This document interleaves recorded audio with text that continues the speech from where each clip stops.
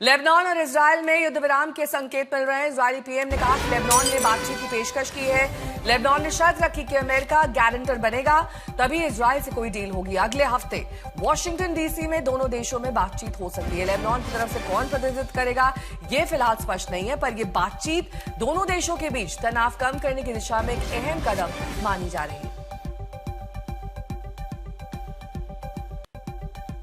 क्या बेरूत की इसी आलीशान इमारत की तरह धराशायी हो जाएगा अमेरिका और ईरान का युद्ध विराम?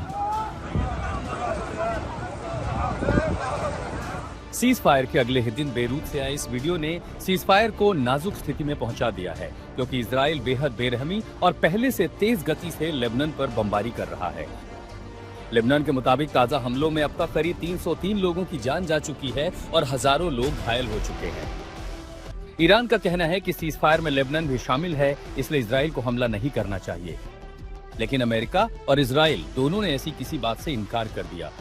उधर अमेरिकी राष्ट्रपति ट्रंप ने ट्रूथ सोशल पर पोस्ट कर चेतावनी दी है कि अगर समझौते का पालन नहीं हुआ तो फिर से गोलीबारी शुरू होगी, जो पहले से ज्यादा बड़ी, ताकतवर और विनाशकारी होगी। हालांकि उन्होंने कहा कि इसकी संभावना अब बेहद कम है, लेकिन अमेरिका पूरी तरह तैयार है।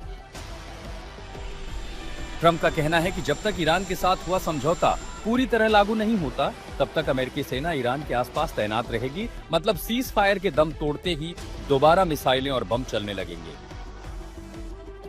इजराइल के एक्शन पर माहौल गरमाया तो कल बेंजामिन नेतन्याहू ने सीज फायर का संकेत देकर माहौल शांत करने की कोशिश की।